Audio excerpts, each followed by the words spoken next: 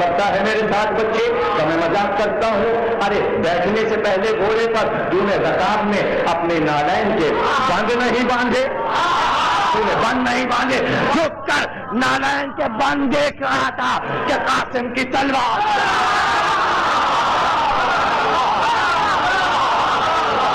ادھر وہ جھکا، ادھر تلوار چلی اور ادھر ٹکڑے ٹکڑے ہوا، تقریر ختم ہو گئی۔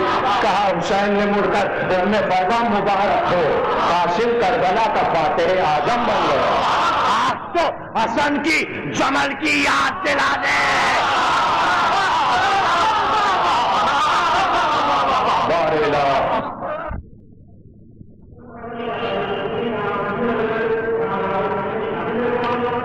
بسم اللہ الرحمن الرحیم۔ ساری تعریف اللہ کے لیے، درود اور سلام محمد علیہ۔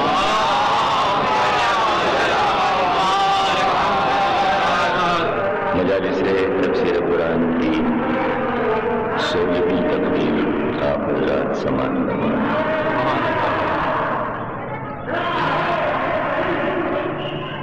اپنے اعلان کے مطابق چونکہ 14 اور 15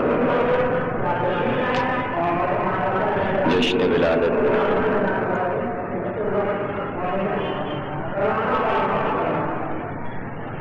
تھا اور اسی مناسبت سے گفتگو تھی، لیکن سیرت علی اور کردار علی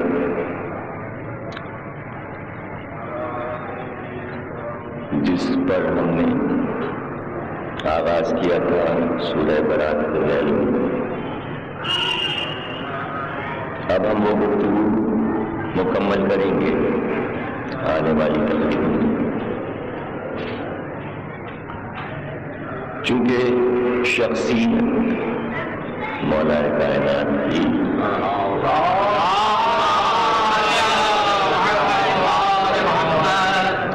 اتنے رخ رکھتی ہے کہ اس کا احاطہ ظاہر ہے کہ ایک ناممکن سی بات ہے، لیکن کچھ اہم پہلو کے تاریخی حیثیت سے تفسیری حقیقت کے مطابق آیات قرآنی کی روشنی میں، حدیثوں کی روشنی میں 1400 سال سے علی کو سمجھنے کی جو کوششیں ہو رہی ہیں، نیت بے شک نہیں، لیکن عقلوں کا پھیر، عقلوں کی سطح، کوششیں اور وقت کی مصلحت کی بنا پر جب علی پر گفتگو ہوتی ہے تو وہ منزل بڑی مشکل ہوتی ہے کہ جہاں انسان کو ہر چیز کو بالائے طاق رکھنا ہوتا کہ ہمیں علی پر گفتگو کرنا ہے، ہم مصلحت وقت بھی بیچ میں نہ آئے، سیاست کے تقاضوں سے بھی دور ہٹا جائے، تاریخ کی گھپلے بازیوں کو بھی نمایاں کیا جائے، ملکی آداب بھی پیش نظر نہ ہو، جہاں قومیات بھی نہ ہو، اور کسی وجہ سے اپنے نفس کو، اپنے دل کو، اپنے مزاج کو دبایا نہ جائے اور اندر کی آواز کو سنا جائے کہ دل کیا کہتا ہے، ضمیر کیا کہتا ہے، روح کیا چیخ رہی ہے، اور اس کے بعد لکھا جائے، بولا جائے یا فلم بنائی جائے۔ وہ رخ جو ہمیں اختیار کرنا چاہیے اور جو ہماری فکر ہونی چاہیے، اس کے لیے ذہن بنانے پڑتے ہیں، اور ذہن بنانے کے لیے کوئی کارخانہ نہیں ہے، بلکہ علم کی چھاؤں میں ذہنوں کی پرورش کی جاتی ہے، اور وہ علم ضروری نہیں کہ موٹی موٹی کتابوں سے آ جائے، مدرسوں میں آئے، کالجوں میں آئے، یونیورسٹیز میں آئے، وہ ماں کے آنچل میں بھی وہ علم بٹتا ہے، وہ بزرگوں کے سائے میں بھی علم مل جاتا ہے، اور سب سے بڑھ کے یہ مجالس ہیں کہ جن کی شرکت اس بات کی ضمانت ہوتی ہے کہ علم علی کی برکت یہاں سے ملتی ہے۔ مجلس میں بیٹھنا بھی مشکل کام ہے، اس لیے کہ یہ توفیق پر ہے۔ 1 گھنٹے بیٹھ کر بات کو سمجھنا اور پھر اسے محفوظ کر لینا، محفوظ کر کے پھر یہ کہ اس کو وقت ضرورت استعمال بھی کرنا۔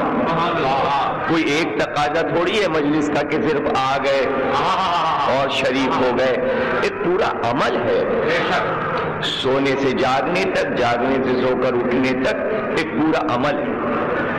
اور انسان کے فرصت کے اوقات وہ لمحے ہوتے ہیں کہ جب وہ سونے کو لیٹتا اور آرام کرنے کے لیے لیٹنے سے لے کر نیند آنے تک کا جو وقفہ ہوتا ہے، اس وقفے میں انسان کے ذہن میں کوئی شامل نہیں ہوتا۔ وہ لمحہ ہوتا ہے کہ جب وہ اپنے پورے دین کی کارگزاری کی بیاس کو کھول کر جلدی جلدی پڑھتا ہے کہ اب میں سونے جا رہا ہوں، میں نے دن بھر کیا کیا، اور ان دن بھر کے لمحات میں اگر ایک جھلک بھی نام علی کی آ گئی تو وہ دن کامیابی کا گزرا، ورنہ سارے دن خسارے میں گئے۔ کیا کیا ہم نے دن بھر، کیا لیا، کیا بانٹا، کیا تقسیم کیا، کیا سیکھا؟ سیکھنے کا عمل تو ایسا ہے کہ انسان سمجھتا یہ ہے کہ ایک منزل پر آ کر تعلیم پوری ہوئی، ہم نے سب سیکھ لیا، ہمیں سب آ گیا، ہم تجربے کار ہو گئے۔ نہیں، حضور نے فرمایا جھولے سے لے کر قبر تک انسان علم حاصل کرتا ہے، اور یہ عمل رکنا نہیں چاہیے۔ یعنی قبر جو ہے وہ آنکھ بند ہونے کے بعد کی منزل ہے، مرنے کے بعد کی منزل ہے، لیکن حضور فرما رہے نہیں، مرنے کے بعد بھی ایک عمل علم کا جاری رہتا ہے۔ تو پیدائش سے لے کر قبر کی اندھیری کوٹری تک علم حاصل کرنا۔ تو یہ دعوت فکر کیوں دی گئی؟ اس لیے کہ علی کا سب سے گہرا رشتہ جو ہے وہ علم سے ہے۔ ہم علی سے جو محبت کرتے ہیں وہ علم کے رشتے سے کرتے ہیں۔ اب ہم رشتہ جوڑے علم سے، باتیں کریں گے علم کی۔ آپ نے فلم دیکھی، 27 گھنٹے اس بات پر ضائع کیے گئے ہیں کہ علی کے عہد کے جو لوگ گزرے ان کی روزمرہ زندگی دکھائی جائے، جو فنا ہو گئے، جو مر گئے، جن کی قبروں کے نشان نہیں ملتے، جو تاریخ میں رسوا ہو گئے، جن کے لیے فیصلہ کر دیا تاریخ نے شرابی تھے، فاسق تھے، کمینے تھے، نیچ تھے، عیاش تھے، مکار تھے۔ اب ان کا حکومت کا پیریڈ کیا دکھانا، ان پر کیا باتیں کرنا، اور ان کو دکھا کر آپ علی کو کیسے سمجھانا چاہتے ہیں؟ ذرا آپ سوچئے کہ آپ کو فلم بنانی ہے اکبر بادشاہ پر، آپ کو فلم بنانی ہے مثلا شاہجہاں پر، تو آپ شاہجہاں کے دور کے گوسی اور چمار اور نائی اور دھوبیاں، اس سے اکبر بادشاہ کیسے سمجھ میں آئے گا؟ اس سے تو نہیں سمجھ میں آ سکتا۔ اس کے شب و روز، اس کی زندگی، اس کے اقوال۔ اچھا، ان کا صاحب بس میں نہیں ہے، ظاہر ہے کہ علی کا چہرہ تو نہیں دکھا سکتے، علی کا روزمرہ کیسے نہ دکھائیے، نہ دکھائیے، آپ یہ دکھائیے، وہ بھی علی ہی کو آپ دکھائیں گے کہ آپ انہیں دکھائیے جنہیں علی نے پرورش کیا، اور اگر انہیں دکھانا بھی بے ادبی، حالانکہ آپ نے دکھایا، مثلا ابو ذر کو دکھایا، سلمان کو دکھایا فلم میں آپ، تو ان کے بھی جو پرورش یافتہ ہیں انہیں دکھائیے، اور اگر انہیں بھی نہیں دکھا سکتے تو کم از کم جو سلسلے میں ایسے بادشاہ، ایسے فقیر، ایسے منیش آئے کہ جو علی کی تعلیم کے پروردہ تھے، ان کی حیات دکھائیے، ان کی زندگیاں دکھا دیجئے، تو علی سمجھ میں آ جائے گی، بجائے اس کے کہ ہم یہ دکھاتے کہ میثم کیا تھے۔ بھائی علی پہ تو فلم بنائیے گا آج سے 2000 برس کے بعد، ابھی تو کبھی میثم پہ فلم بنائیے، کبھی قمبر پہ فلم بنائیے، ابھی تو پریکٹس کیجئے کہ علی پہ فلم کیسے بنائیں گے۔ جب آپ کو میثم پہ فلم بنانا آ جائے، جب آپ قمبر کی سیرت دکھا سکیں، جب آپ کمیل کو دکھا سکیں، جب آپ مرداد و عمار و سلمان و ابو ذر کی سیرت پیش کر سکیں، پھر کوئی منزل آئے گی کہ جہاں علی پر بھی گفتگو ہو جائے گی،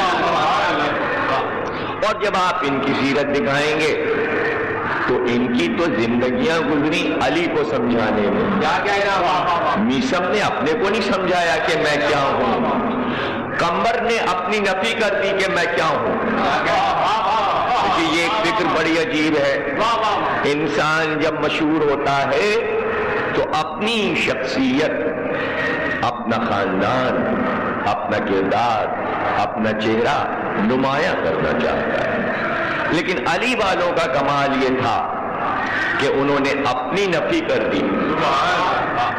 میثم نے، آپ پڑھ ڈالیے گا، ڈھونڈ ڈالیں گے تو آپ حیران ہوں گے کہ پتہ ہی نہیں کہ میثم کا خاندان کیا تھا، پتہ ہی نہیں سلمان کا خاندان کیا تھا، سلمان کے اجداد کیا تھے، شجرہ کیا تھا، ہے سب کچھ، لیکن تاریخ عام طور سے نہیں جانتی۔ مثلاً ایک عام آدمی سے پوچھیں قمبر کے والد کا کیا نام تھا، 10 لاکھ نہیں بتا سکتے کہ قمبر کے والد کا کیا، حالانکہ عرب کا دستور تھا کہ ابن فلاں ابن کہہ دیتے تھے، لیکن قمبر نے اپنی نفی ایسے کی تھی کہ ولدیت بھی نہیں لگاتے تھے، کہ اگر میں کہوں گا قمبر بن فلاں تو توجہ میرے باپ کی طرف چلی جائے گی، تو بس جو کچھ بھی سمجھنا علی میرا باپ ہے، قمبر کو دیکھنا اور یہ سوچنا کہ اس کا غلام، بھائی میرا باپ تھوڑی بڑی چیز ہے، میں جس کا غلام ہوں،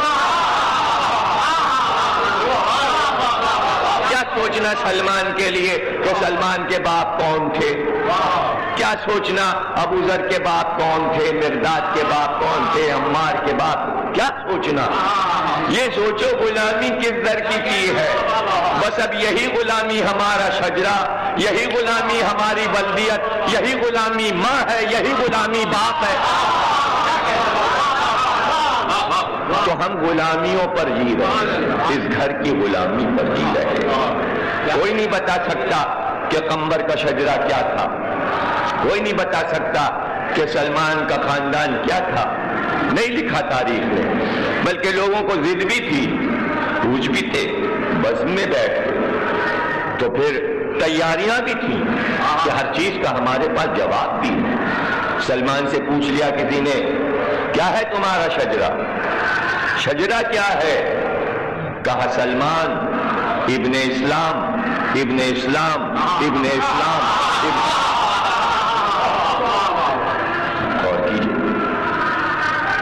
تو پھر قمبر سے اب کس کی ہمت ہے کہ پوچھے تمہارا شجرہ کیا ہے؟ جب سلمان نے بتا دیا تو اب قمبر سے کسی نے نہیں پوچھا، نہیں غور کیا آپ نے، مزیدار بات ہے یہ کہ سلمان سے شجرہ پوچھ کے پچھتائے کہ کہا اسلام ابن اسلام ابن اسلام ابن اسلام، جس نے پوچھا ہے وہ نہیں کہہ سکتا کہ خطاب ابن اسلام ابن اسلام،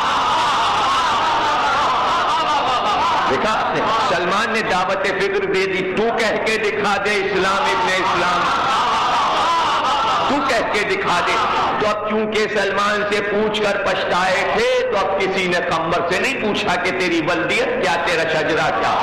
جملہ لیجئے بہت قیمتی، اس لیے قمر سے نہیں پوچھا کہ اسلام کے بعد ایمان کی منزل ہے، اگر قمر سے پوچھ لیتے تو ظاہر ہے کہ قمر یہ کہتے قمر ابن ایمان ابن ایمان ابن ایمان، تو پوچھنے کی ضرورت ہی نہیں ہے، بات تو کل ایمان پہ ختم ہوتی ہے۔ تو ایسا شجرہ کس کا تھا؟ ایسا شجرہ کس کا تھا؟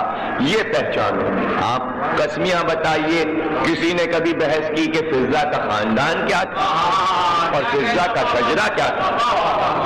جس چار دیواری میں رہ رہی ہے اس کے لیے وہی باعث فخر ہے، اس کے لیے وہی باعث فخر ہے۔ نہ کسی نے یہ بحث کی کہ ماں کون تھی، باپ کون تھا، بیٹے کتنے تھے، بیٹیاں کتنی تھی، شوہر کون تھا، کوئی کچھ نہیں جانتا۔ ارے چھوٹا سا کردار، خدا کی قسم کہ ہم بات بات پہ قرآن اٹھائیں کہ بات بات پہ آپ سنتے ہیں مرثیے، کبھی شیریں کا نام آتا ہے، کبھی ہند کا نام آتا ہے، قید خانے میں تلا تم ہے کہ ہند آتی ہے،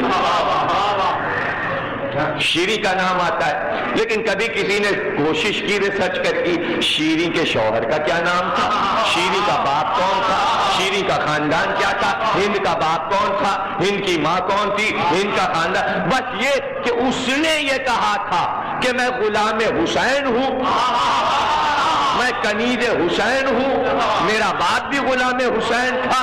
شیریں نے کہا کنیزی کی ہے، اس کی پہچان بنی اس گھر کی کنیزی۔ شیریں زندہ رہ گئی، ہند زندہ رہ گئی۔ کس بات سے زندہ رہی بھائی؟ کیا نام بری کی اس نے؟ کون سا کارنامہ شیریں نے کیا تھا یا ہند نے کیا تھا؟ کارنامہ تو کوئی نہیں ہے، بس دعویٰ تھا، غلامی اور کنیزی کا دعویٰ تھا۔ اس دعوے نے اتنا زندہ رکھا کہ جہاں ذکر حسین ہو، جہاں ذکر زینب ہو، اس میں ساتھ ساتھ شیریں اور ہند کا نام آتا جائے۔ آداب کنیزی سے واقف تھیں۔ مسئلہ ہے غلامی علی کے آداب سے آپ واقف ہیں یا نہیں؟ اگر آداب سے واقف نہیں تو زندگی نہیں ہے، خودکشی ہے۔ زندگی نہیں ہے، خودکشی ہو رہی ہے اور ہوتی چلی جا رہی ہے، زندہ نہیں ہے۔ دن میں 10 بار اپنا گلا گھونٹتے ہیں اور 50 بار زہر پیتے ہیں، مر رہے ہیں اور زندہ ہو رہے ہیں، مر رہے ہیں اور زندہ، یعنی موت اور زندگی کے درمیان ہے۔ اور اگر آداب غلامی پتہ ہے تو یہی زندگی جنت ہے۔ مجلس یہی بتاتی ہے کہ بس یہ سیکھنے آؤ، علی کے غلامی کے دعوے دار ہو، آداب بھی آتے ہیں۔ دیکھیے دعویٰ اور ہے، دعوے پر دلیل بھی تو ہو۔ ہر دعویٰ بیکار ہے اگر دلیل نہ ہو۔ آپ کے پاس کیا دلیل ہے کہ آپ غلام علی ہیں؟ تو ذرا آداب بتا دیں۔ کتنے لوگ آداب بتا سکتے ہیں کہ ہم حسین کے عزادار ہیں؟ تو آداب بتا دو، آداب بتا دو، اور ان آداب کے تقاضے بھی پورے ہو رہے ہیں۔ تو موقع یہی ڈھونڈا جاتا ہے۔ دیکھیے آداب سیکھنے والا تلاش میں رہے کہ مجلس کہاں ہے، آداب سکھانے والا تلاش میں رہے کہ محرم نہ صحیح رمضان سے۔ آداب بتانے ہیں اور خود بھی سیکھنا ہے سکھانے کے ساتھ، اور سیکھنے والوں کو اس لیے سیکھنا ہے کہ آتا تو ہے لیکن اتنا سیکھو کہ 7 نسلوں تک جائے، میٹر نہ ختم ہو جائے، آداب کے میٹر ختم نہ ہو جائیں، اتنا ذخیرہ ہو جائے کہ پشتہ پشت چلے۔ اس لیے کہ یہ دولت پشتوں میں نہیں جاتی، یہ دولت پشتوں میں جاتی ہے۔ جواہرات نہیں جاتے، سکے نہیں جاتے، نوٹ نہیں جاتے، لیکن آداب غلامی علی نسلوں میں جاتے ہیں۔ اس لیے لینا ہے، سیکھنا ہے، عکس کرنا ہے۔ کیا بات ہے کہ سیرت علی کو سمجھنے کے لیے ایک رخ یہ ہے کہ ہم کوئی سوال ایسا نہ کریں، مولا نے تلوار کیوں نہیں اٹھائی، مولا لڑے کیوں نہیں، مولا نے جنگ کیوں نہیں کی، ہم یہ اعتراض نہ کریں خلافت علی کو کیوں نہ مل گئی، اللہ نے کیوں نہیں چاہا، نبی نے کیوں نہیں چاہا، علی نے خود کیوں نہیں چاہا، قبضہ کیوں نہیں کر لیا، نہیں، جب معرفت اور آداب غلامی سے واقف ہے تو ان چیزوں سے ماورا یہ باتیں ذہن میں آتی نہیں علی کے لیے۔ دیکھیے کیا مزے کی بات ہے، ارے کیا میرا علی ناقص ہے معاذ اللہ کہ اگر خلافت نہیں ملی، کیا تڑپ کیا ہے کہ کیوں نہ ملی، کیا پریشانی کیا ہے کہ 25 سال گھر پہ بیٹھے رہے، ارے ہم تو سوچنے کو ہی تیار نہیں ہے کہ یہ کوئی علی کی معاذ اللہ خامی تھی کہ یہ چیز نہ ملی۔ ہم جب سوچیں کہ علی کو فلاں چیز نہیں ملی کہ کیا چیز علی کو نہیں ملی کہ یعنی جب آپ نے یہ سوچا کہ فلاں چیز علی کو نہیں ملی تو آپ کا ذہن یہ سوچے کہ علی کو فلاں چیز نہیں ملی، ذہن آپ کا بڑا ہو گیا، علی کی ضروریات چھوٹی ہو گئی۔ یعنی آپ کا ذہن یہ سوچے کہ علی کو یہ مل جاتا، آپ بڑے ہو گئے کہ آپ کچھ علی کو دلانا چاہ رہے ہیں۔ یہ آداب نہیں ہے، آداب یہ ہیں میرا مولا اتنا کامل کہ اس کے قدموں میں یہ چیزیں لوٹتی، کیا خلافت، کیا ضرورت، کیا دولت، کیا خزانے، علی کو سمجھنا پڑے گا کہ ان چیزوں کے بارے میں شائبہ بھی دماغ میں نہ آئے کہ کہاں علی کمزور ہو گئے۔ آپ فلم دکھا رہے ہیں، آپ صفین کی لڑائی دکھا رہے ہیں، آپ علی کی کمزوری دکھا رہے ہیں، مالک اشتر چلے گئے معاویہ کے پاس، معاویہ نے مالک اشتر کے منہ پہ تھوک دیا تو مالک اشتر نے سیکھا کیا کہ جو اپنے منہ پہ تھوکوا لے اور آ جائے، وہاں سے خاموش آ جائے، وہ وہاں جائے کیوں؟ یہ عجیب بات ہے، یعنی کوئی بھی علی والا علی کی زندگی میں بڑی مزے کی باتیں سچ میں کہتا ہوں، جس نے آداب غلامی سیکھے تھے وہ معاویہ کے قریب کبھی گیا ہی نہیں، ریکارڈ ہے، کبھی میسم معاویہ کے پاس نہیں گئے، کبھی کمیل، کبھی قمبر، کبھی مالک اشتر، ادھر سے گزرے ہی نہیں۔ ارے آج کی شاعری میں کہہ دیتے ہیں کہ ہم غیر کے راہ چلتے ہی نہیں گئے، ہم تو بس بار بار محبوب کی گلی میں جاتے ہیں۔ امیر کو پڑھیے، داغ کو پڑھیے، ذوق کو پڑھیے، مومن کو پڑھیے، غالب کو پڑھیے، جتنے غزل والے سب کو پڑھیے، وہ یہی کہتے ہیں کہ دم نکلے گا تو محبوب کی گلی میں اور محبوب کی چوکھٹ پر۔ اب محبوب کوئی بھی ہو، ان کا محبوب کوئی بھی ہو، کوئی شاعر اپنے محبوب کا نام نہیں بتاتا، آج تک کسی نے نہیں بتایا، ریکارڈ ہے، انگریزی، اردو، ہندی، کسی زبان کا شاعر ہو، کسی نے اپنی غزلوں میں محبوب کا نام نہیں بتایا۔ یہ بھی ایک راز ہے کہ کوئی شاعر یہ تو پکار پکار کے کہتا ہے محبوب کی گلی میں، دل میں جذبات جاتے ہیں، وہاں کی گرد بھی آتی ہے تو چوم لیتے ہیں، صبا ادھر سے آتی ہے تو ہم اسے بھی پیار کر لیتے ہیں، محبوب کی گلی میں قاصد کو بھیجا جاتا ہے، خط بار بار جاتا ہے، جواب بار بار آتا ہے، اور پھر آخر میں شاعر کا انجام یہ ہوتا ہے کہ محبوب کی گلی میں جاتا ہے اور اسی کے در پہ مر جاتا ہے۔ یہ ہے کل غزل، لیکن کسی غزل کو نے یہ نہیں بتایا میرے محبوب کا نام کیا ہے۔ کیوں نہیں بتایا؟ اس لیے کہ غزل نے تقیے کا پردہ ڈال کر بتایا کہ محبوب علی ہے،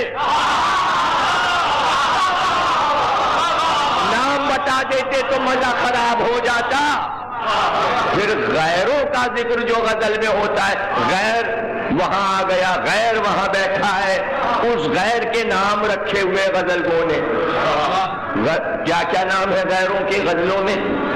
واعظ، محتسب اور رقیب، تین ہے جو شاعر کو عاجز کیے رہتے ہیں، اور ان تینوں سے شاعر جلتا ہے، او واعظ تو کیا بات کر رہا ہے، نکل یہاں سے جا۔ اور کیا کیا باتیں واعظ کو شاعر کہہ جاتا ہے، کہتا او واعظ چھپ چھپ کے پیتا ہے اور بات کرنے آیا ہے، اپنے کو دیکھتا نہیں، نصیحتیں کرتا ہے، محتسب بنا ہے، حساب کر رہا ہے، ہمارے جاموں کا حساب بیٹھا کر رہا ہے اور خود چھپ کے پیتا ہے، اس لیے کہ تجھے یہ والی نصیب نہیں ہے۔ یہ شاعر کی لڑائیاں ہیں تینوں سے، تو لوگ اردو غزل تو سمجھے نہیں تو سیرت علی کیا سمجھیں گے اور کیسے سمجھیں گے؟ یہ ہمیں بتا دیجئے۔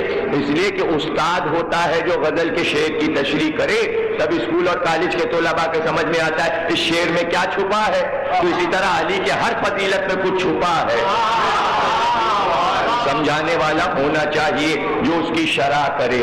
تو کبھی بھی علی والا غیر کی گلی میں گیا ہی نہیں۔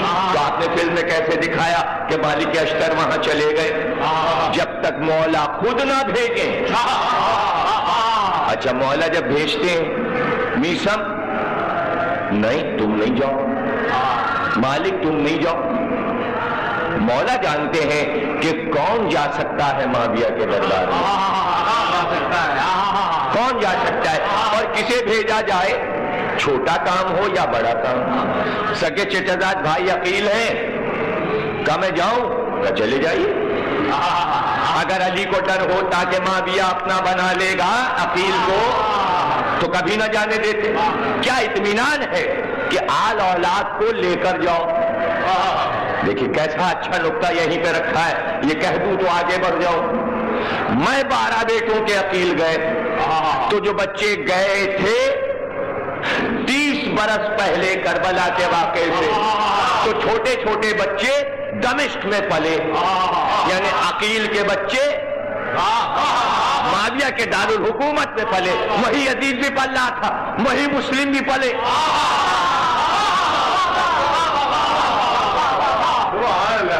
وہی پلے نا، تو ماحول جذب کر لیتے، جذب کر لیتے۔ ایک دن آ گئے، مسلم چھوٹے سے تھے 10 برس کے، تو معاویہ کے دربار میں آئے تو کرسیاں بھری ہوئی تھیں۔ عقیل بھی جاتے تھے تو مسلم بھی جاتے تھے، باپ جاتا تھا تو بیٹا بھی جاتا ہے۔ اب جانے کی شان بتا رہا ہوں۔ مالک جائیں اور معاویہ منہ پہ تھوک دے، کیسے؟ مسلم گئے، کرسیاں بھری ہوئی تھیں۔ جیسے ہی قریب پہنچے معاویہ کے جناب مسلم 10 برس کا بچہ، دیکھا ساری کرسیاں بھری ہوئی، تلوار کھینچی اور ایک بار تلوار کو گھمایا اور کہا اندھا ہے، دیکھتا نہیں ہے ابو طالب کا پوتا آیا ہے، اب تیرے دربار میں کوئی کرسی خالی نہیں ہے۔ یعنی یہ بتایا مسلم نے کہ جب تجھے معلوم تھا میں آؤں گا تو میری کرسی کیوں نہیں رکھی گئی؟ لیکن جواب اب آئے گا۔ معاویہ نے کہا کرسی اس لیے نہیں رکھی گئی، آپ کی جگہ یہ کرسیاں نہیں ہیں، آپ کی جگہ یہ تخت ہے۔ دیکھا آپ نے، عیار کو دیکھا آپ نے، لیکن مسلم نے کہلوا تو لیا کہ جس تخت پہ تو غاصب بیٹھا ہے وہ تیرا نہیں میرا ہے، اور نام لیا تھا ابو طالب کا، دادا کے نام سے شروع کیا شجرہ۔ تو اب بچہ بھی اثر نہیں قبول کرتا یہاں، تو بڑوں کی کیا بات ہے؟ عقیل نے کہا میں چلا جاؤں گا، چلے جائیں۔ علی کو معلوم ہے کیوں جا رہے ہیں، علی کو معلوم ہے، اور جائیں گے تو کیا ہوگا۔ تو علی کو معلوم ہے کہ ہمیں بھیجنا کسے، میسم کا کام کچھ اور، کمیل کا کام کچھ اور، ویسے کرنی کا کام کچھ اور، عمار کا کام کچھ اور، کمیل کا کام کچھ اور، کمبر کا کام کچھ اور۔ اس نے خط لکھا، اس نے خط لکھا ہے، خط میں لکھا اس نے لشکر ایسا لشکر ویسا، اور میرے پاس جیسا لشکر ویسا لشکر تمہارے پاس کہاں، اور کیا مقابلہ کرے گا تمہارا لشکر یا تم کیا مقابلہ۔ یہ خط و کتابت کے لڑائی شروع ہونے سے پہلے کے طریقے تھے کہ خط پڑھا جائے، دربار میں پڑھا جائے گا، بددل ہوں گے علی والے، اتنا بڑا خط سن کے اندر ہی اندر مایوسی پھیلے گی کہ معاویہ کے پاس بڑا لشکر ہے، بڑا جاؤ و شم ہے، پریشان ہوں گے، علی بھی بددل ہوں گے، لشکر بڑا بن نہیں پائے گا۔ خط پہ خط آ رہے ہیں، خط پہ پہلے خط کا جواب دیا کہ یہ جو تو نے لکھا، مقابلہ کیا تو نے کہ میں معاویہ بن ابو سفیان بن حرب بن امیہ، تو یہ جو تو نے لکھا تو ذرا تو نے سوچا کہ کیا امیہ اور ہاشم برابر تھے؟ کیا حرب اور عبد المطلب برابر تھے؟ کیا ابو سفیان اور محمد برابر تھے؟ تو کیا تو اور میں؟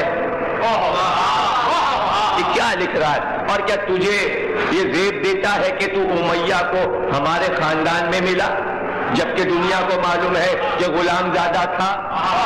دیکھیں شجرہ وہاں سے اس نے شروع کیا تھا، وہیں سے غلامی ثابت کر دی، غلام خاندان ہے۔ غور نہیں کیا آپ نے؟ علی نے بتایا کہ اگر تو غلام ہے ہمارے خاندان کا تو صرف غلام ہونا نہیں ضروری ہے، آداب غلامی بھی آنا چاہیے۔ تو اب معاویہ کو بتانا ہے کہ ہمارے گھر کی غلامی کے آداب کیا ہیں۔ تو خط کا جواب لکھا، اور خط کا جواب لکھ کر اعلان کیا کہ خط کا جواب جا رہا ہے۔ تو اب خود انتخاب کیا علی کی نگاہ، ترما بن عدی بن حاتم طائی، حاتم طائی کے پوتے، قبیلہ طے کے سردار کا تم ترما یہ خط لے لو، اور یہ ہم نے اس کا جواب لکھ دیا ہے، یہ جا کے معاویہ کو دے دے، خط کا جواب دے دے۔ اب ترما جو ہیں لشکر علی میں، ان کے کئی کام ہیں، صحابی نبی بھی ہیں، صحابی علی بھی ہیں، ہودی خان بھی ہیں، عرب کے راستوں سے بھی واقف ہیں، گلے کے بہت اچھے ہیں، سر بہت اچھا ہے، حدیثیں بہت یاد ہیں، اور چرب زبان ہیں، اور فی البدی گفتگو کرتے ہیں، اور فصیح اور بلیغ زبان فوراً بول لیتے ہیں، انشاء پردازی بھی آتی ہے، مکالمہ نگاری بھی آتی ہے، یعنی ڈائلاگ کر سکتے ہیں، کوئی بولتا جائے تو فوراً اس کی بات کا جواب دے سکتے ہیں، یعنی حاضر جواب، یعنی اتنی صفات علی نے دیکھی ہیں، اور نڈر بھی، اور سب سے بڑی بات یہ کہ قد میں لشکر علی میں سب سے لمبے، قبیل القامت، قبیلہ بنی طے کے لوگ لمبے قد کے ہوتے تھے، ان میں کے ایک ہے حاتم طائی، مشہور ہے، سقی حاتم طائی پہ ہزاروں کہانیاں بن گئی، فلمیں بھی بن گئی، ان کے پوتے۔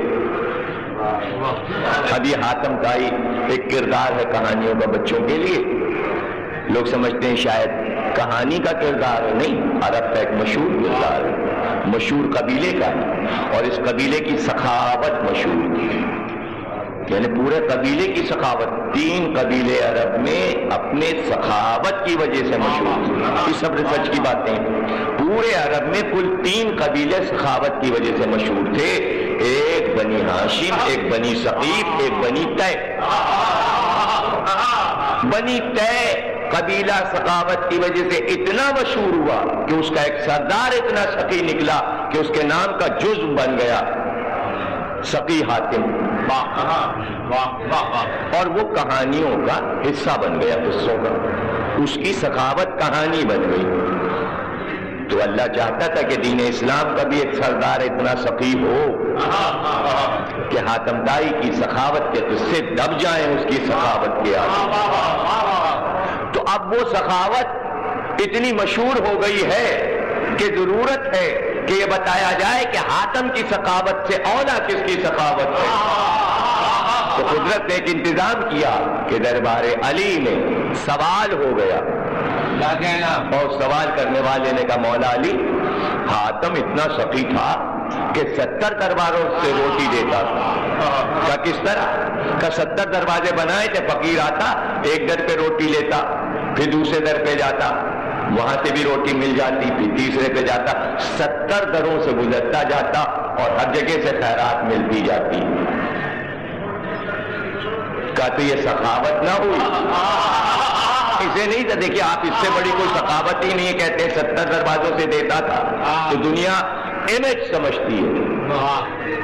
انہی باتوں کو میں کہتا ہوں، آپ کہیں بھی سنائیے، کہیں بھی کتاب پڑھائیے، لیکن ہر پڑھنے والا سننے والا یہ سمجھتا ہے بس یہ امیج ہے ہمارا، لیکن اس کے اوپر بھی کچھ ہوتا ہے۔ تو ہم وہ چھوٹی چھوٹی باتیں نہیں بتاتے، جب سب کچھ آپ پڑھ لیتے ہیں اور ساری مجلسیں آپ سن لیتے ہیں، پھر ہم آپ سے بات کرتے ہیں۔ یہ بہت مزے کی بات بتا رہے ہیں، یعنی آپ 50 مجلسیں سن کر آئیے، میں دعوے سے کہتا ہوں کہ ان 50 مجلسوں کا ایک لفظ نہیں آپ کو سناؤں گا، میں اس کے اوپر کوئی بات آپ کو بتاؤں گا۔ یہ میرا ایک ٹارگٹ ہے، اور جو باتیں ہو رہی ہیں یہ وہ ٹارگٹ نہیں ہے جو آپ سنتے رہتے ہیں، اور یہی لطف آپ کو ہمارے ہاں ملتا ہے کہ بھائی مجلسیں تو بہت سنی ہے لیکن کچھ اس کے اوپر کی باتیں بھی سننا چاہیے تاکہ کام آگے بڑھے۔ تو بھائی سب سے بڑی سخاوت کیا تھی؟ 70 دروازے۔ علی نے کہا نہیں، کیا سیکھا کیا تم نے؟ تم ابھی سخاوت کو سمجھے ہی نہیں۔ کا سخاوت کا دروازہ وہ ہے اور سب سے بڑا سخی ہے کہ ایک دروازے پر اتنا دے دے کہ 70 پر نہیں دوسرے پہ نہ جانا۔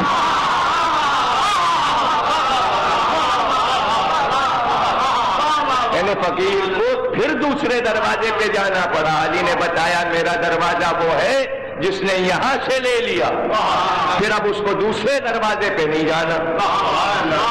تو اگر اتنا آپ نے علی کو سمجھا ہے کہ اب جب ہم علی سے لے رہے ہیں تو ہمیں دوسرا کوئی نام لینے کی ضرورت نہیں ہے، کوئی چھوٹا موٹا نام علی کے ذکر میں لینے کی ضرورت نہیں ہے، علی ہی سے لینا ہے، اس لیے کہ علی یوں دیتے ہیں کہ غیر کے در پہ جانا ہی نہیں پڑتا۔ تو علی نے امیج بتایا کہ اتنا دے دو، اتنا دے دو کہ اسے مانگنا نہ پڑے۔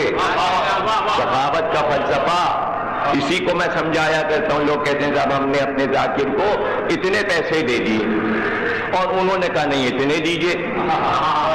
غور کیجئے گا، اگر علی کے اصولوں پہ ہم چل رہے ہوتے، لیکن ہم نے، آپ نے کہا مجلس پڑھ دیجئے ضمیر اختر صاحب، ہم نے کہا نہیں ہم 10,000 لیں گے، آپ نے کہا ہم 2,000 لیں گے، ہم 2,000 دیں گے۔ بحث شروع کر دی نا، بحث آپ نے شروع کی، بحث آپ نے شروع کی، آپ باہر نکلے، نے کہا دیکھا کتنا لے رہا ہے اور یہ ہے اور وہ ہے، اب بدنامی ذاکروں کی شروع ہو گئی۔ یہ کیوں؟ یہ بحث کی وجہ سے شروع ہوئی۔ اگر پڑھوانے والا ذکر علی پر اتنا دے دے کہ منہ بند کر دے ذاکر کا، بحث ہی نہیں ہوگی۔ بھائی اتنا دے دو کہ یہ منہ سے مانگے نا، یہ ہے سخاوت۔ اور جہاں آپ نے کی بحث نہیں ہم اتنا دیں گے، ہم تو 200 میں پڑھوا لیں گے، پڑھوا لو، پڑھوا تو لوگے لیکن بخیل کہلاؤ گے، کنجوس کہلاؤ گے۔ تو یہ کنجوسی ہے، یہ کنجوسی ہے۔ یا تو کرو ہی نہ،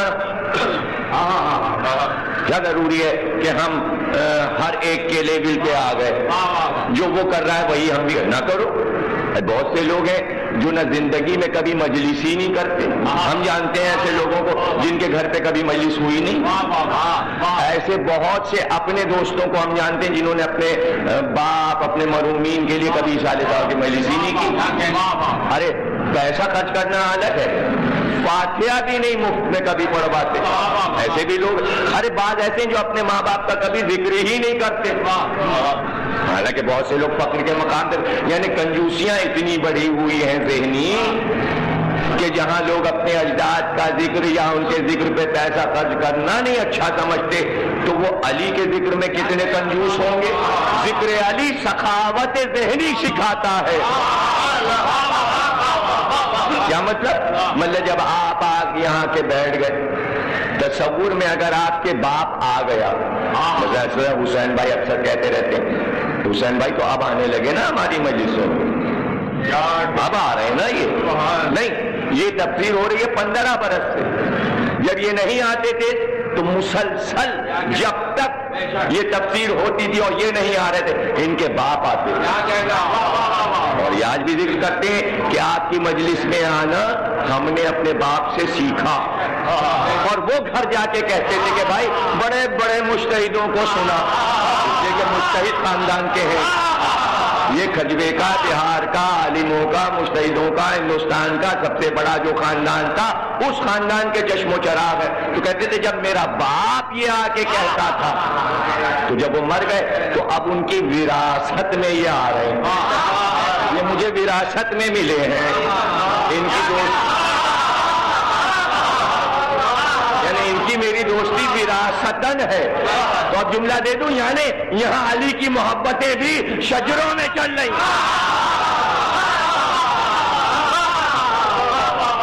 دلوں میں چل رہی ہیں.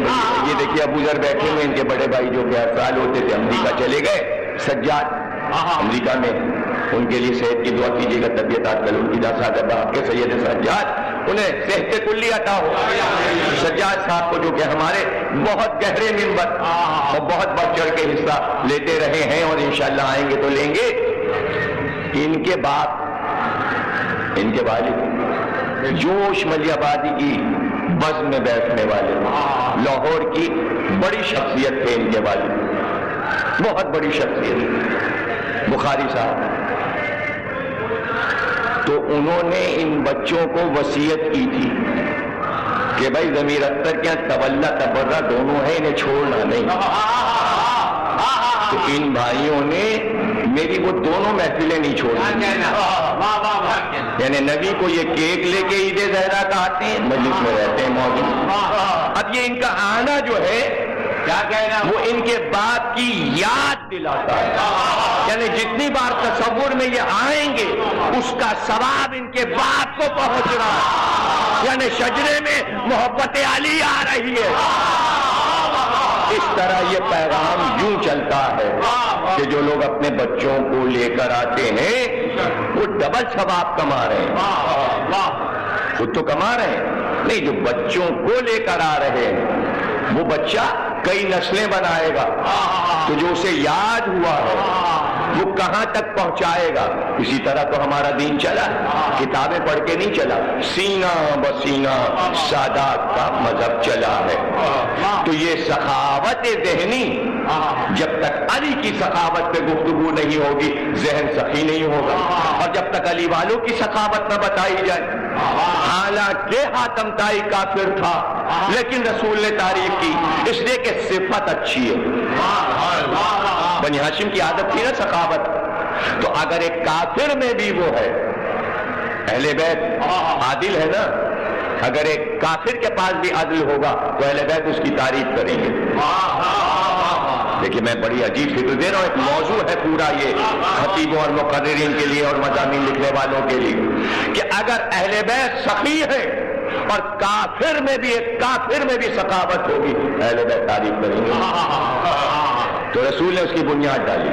کافروں میں 2 ہی کافر ہیں جن کی تعریف نبی نے کی, ایک نوشیروان عادل اور ایک حاتم طائی. دونوں کی تعریف بزم نبی میں اصحاب کو مخاطب کر کے کہا. حاتم طائی نام آیا ایک کافر کا نبی کی زبان پر, تعریفی, برائی نہیں, تعریف. سخی تھا, نوشیروان عادل تھا اور بے اختیار کا.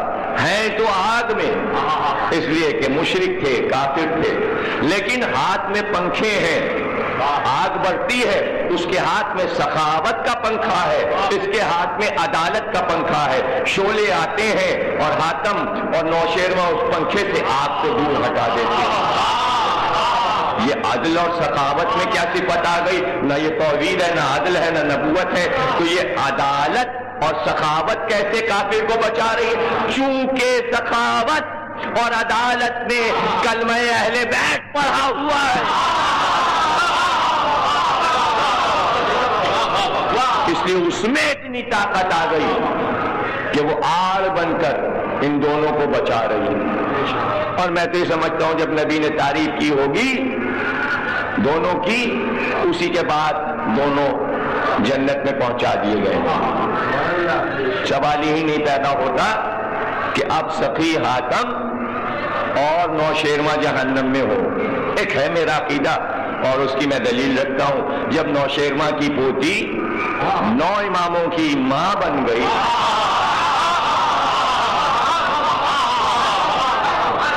اور حاتم کی بیٹی حنین کی لڑائی میں اسیر آئے تو اس میں حاتم کی بیٹی بھی, قبیلہ بنی طے سے حنین کی لڑائی جب ہوئی تھی تو اس میں شامل تھی. کافروں کے ساتھ لڑنے میں قیدی آئے تو اس میں حاتم کی بیٹی بھی. جب پتا چلا نبی کو کہ حاتم کی بیٹی آ رہی ہے, حاتم طائی کی بیٹی آ رہی ہے, تو مسجد میں جب اسے لایا گیا تو جیسے ہی وہ داخل ہوئی صحن مسجد میں دربار نبی میں, نبی اٹھ کے کھڑے تھے. لوگ دیکھتے رہ گئے, جب حاتم کی بیٹی آئی تو نبی اٹھ کے کھڑے ہو گئے اور ایک بار دوست سے اپنی ابا اتاری اور ابا اتار کر زمین پر بچھا دی اور کہا اس پہ بیٹھو. حاتم کی بیٹی سے کہا میری ابا پہ بیٹھو. لوگوں نے کہا رسول اللہ بڑے بڑے بادشاہ آئے, بڑے بڑے سردار آئے قبیلوں کے, آپ نہیں کھڑے ہوئے؟ کہا یہ سردار کی بیٹی یہ ایک قبیلے کے سردار کی بیٹی آئی کہ جس میں یہ صفت سخاوت تھی. میں نے اس کا احترام کیا کہ کسی بھی قبیلے کے سردار کی بیٹی آئے تو عورت کا احترام یہ ہے کہ اس کی سرداری کی عزت اسے دے دو. آپ دیکھیں عورت کا احترام نبی نے کہاں تک بڑھا دیا. تو جب حاتم کی بیٹی کا احترام یہ ہو تو اب خود نبی کی بیٹی کا احترام, پھر علی کی بیٹی کا احترام کیا ہونا چاہیے یہ بتا رہے ہیں نبی. تو اسی حاتم کے پوتے ہیں تیرے ماں. کبھی دیکھی آپ نے کیسے علی نے انتخاب کیا معاویہ کے پاس تم جاؤ اور یہ خط لے کر جاؤ. پھر اماں خط لے کے چلے. اب دیکھیں تھے لمبے اور بیٹھتے تھے اونٹ پر. تو جب ایک طویل القامت اونٹ پہ بیٹھے گا تو کہاں تک بلند نظر آئے گا؟ دور سے نظر آئے گا, نشان نظر آئے گا, لگے گا کہ کوئی پرچم چلا آ رہا ہے. ہر چھوٹا آدمی دور سے دیکھ لے گا. سے گزرے جہاں معاویہ سیر کو بیٹھتا, اس کے ساتھ اس کے مشیر بھی تھے, شرجیل بھی بیٹھے, امریاد بھی بیٹھے, ہر وقت ساتھ رہتے. معاویہ نے دور سے سواری دیکھی کہ پھر ماں اونٹ پہ آئے. معاویہ نے امریاد سے اور شرجیل سے کہا کہ یہ آنے والا اپنے انداز سے ظاہر کر رہا ہے کہ یہ کوفے سے آ رہا ہے, کوفے کا رہنے والا ہے اور ضرور یہ علی کا نمائندہ معلوم ہوتا ہے. یاد تو ہے نا, سمجھتا سب کہ ضرور نمائندہ علی ہے. یہ جب قریب آئے اس کی سواری تو ایسا اس کا مذاق اڑانا تاکہ اس کے حوصلے گفتگو کے پست ہو جائیں. دیکھیں یہ سیاسیات کی عیاریاں ہیں. یہ سمجھاؤ فلم میں اگر ان کو دکھانا ہے تو ان کی سوچ اور فکر کی پستیوں کو دکھاؤ اور پھر علی کی اور علی والوں کی فکر کی بلندیوں کو دکھاؤ. دیکھیں یہاں یہ سوچ ہے, اب اس کو علم غیب تو نہیں ہے کہ یہاں کیا پلان بنا ہے, بتانا یہ ہے کہ علی والے کی سوچ کیا ہوتی ہے. ان کا جب یہ قریب آئے تو اس کا مذاق اڑا. جب سواری قریب آئی تو شرجیل آگے بڑھا. اب دیکھیں اس میں مذاق کیا ہے کہ چونکہ ایک طویل القامت آدمی اور بلند قامت سواری پہ بیٹھا تو اب یہاں پر مذاق تھا, مذاق کا پہلو تھا. تو اس نے کہا اے شیخ, شرجیل نے کہا اے شیخ کچھ آسمانوں کی بھی خبر ہے. لیکن طرز کا تیر تھا, مطلب خود بھی طویل القامت ہے اور اتنی بلند سواری پہ بیٹھا ہوا ہے تو اب تو آسمان تک پہنچا ہوا ہے. یہ عرب کا ایک مذاق. اس نے مذاق کیا, کہا شیخ کچھ آسمانوں کی بھی خبر ہے. ادھر شرجیل نے کہا کچھ آسمانوں کی خبر ہے. پھر اماں بن عدی بن حاتم طائی نے یوں کر کے ایسے ایسے دیکھنا شروع کیا آسمان اور یہ کہہ کے کہا ہاں میں دیکھ رہا ہوں موت کا فرشتہ فضا میں منڈلا رہا ہے اور بہت جلد تمہاری طرف آ رہا ہے. موت کا فرشتہ فضاؤں میں منڈلا رہا ہے اور بہت جلد تمہاری طرف آ رہا ہے. جواب تیز تھا, ذہانت کا جواب تھا. گویا یہ اس نے امتحان لیا تھا کہ گفتگو کی سطح کیا ہوگی. تو کان میں ہمارے ہاتھ سے کہا تیز معلوم ہوتا ہے. دیکھیے آزما لیا سیاست کی دنیا نے کہ اس سے بات کیسے کرنا ہے, یعنی معیار کو پرکھا. کہا اس کے لیے تیاری کرو, ایسی تیاری کہ اتنا متاثر ہو جائے کہ جہاں یہ ہتھیار ڈال دے. سیاست میں کیا کیا پلاننگ ہوتی ہے, جزیات پہ نظر رہے. کا دربار کو سجاؤ, خوب سجاؤ. ان کا بھائی نمائندہ آیا, ان کا ٹھیک ہے آپ ٹھہریے. اور کمر کھولیے، ریسٹ کیجئے، پیش کیا جائے گا آپ کو حاکم کے سامنے۔ لیکن ابھی دربار سج رہا ہے، یعنی دربار سجانا ان کی پرانی ریت تھی، یعنی لوگوں کو روک کر کہ متاثر کیا جا سکے، دربار سجانا شام کی پرانی رسم۔ دربار سج رہا ہے تو ادھر دربار سج رہا ہے، ان کا ذہنی ولایت علی کا دربار سجنے لگا، یہ بھی اپنا دربار محبت علی کا سجانے لگے، وہاں یاریوں کا دربار سجنے لگا۔ تھوڑی دیر کے بعد اطلاع ملی، ان کا دربار سج گیا، دربار سجا دیا گیا، آپ چلیے۔ اتنے قالین بچھے تھے کہ فرش زمین نظر نہیں آتا، دروازے سے لے کر تخت، اور اتنا اونچا تخت بنایا گیا کہ کئی زینے چڑھ کر تخت رکھا گیا، جس پہ حاکم اور پہلو میں وہ ذرا۔ یہ جب داخل ہوئے دربار میں تو دروازے کے پاس ہی انہوں نے دیکھا یہاں سے وہاں تک قالین بچھا، انہوں نے اپنی دونوں جوتیاں اتاری اور جھاڑ کے بغل میں رکھا، چلے۔ تو اب جو استقبال کو آیا تھا لینے، اس نے کہا بھائی یہ آپ نے جوتیاں یہاں پر کیوں اٹھا لی، یہاں سے یہیں رکھ دیجیے؟ کہا نہیں، چوری ہو جائے گی، چوری ہو جائیں گے، اس لیے ہم اپنی جوتیاں ساتھ میں لے کر جائیں گے۔ کہا کہ یہاں عمرہ کا دربار، جوتی چوریاں نہیں آتے، یہاں آپ کی یہ پھٹی ہوئی جوتیاں کون چرائے گا؟ کہا یہاں والے نہ چرائیں گے تو مدینے والے آ جائیں گے۔ کہا مدینے سے کون آئے گا چرانے؟ کہا ہو سکتا ہے ابو ہریرہ چرا لے جائیں،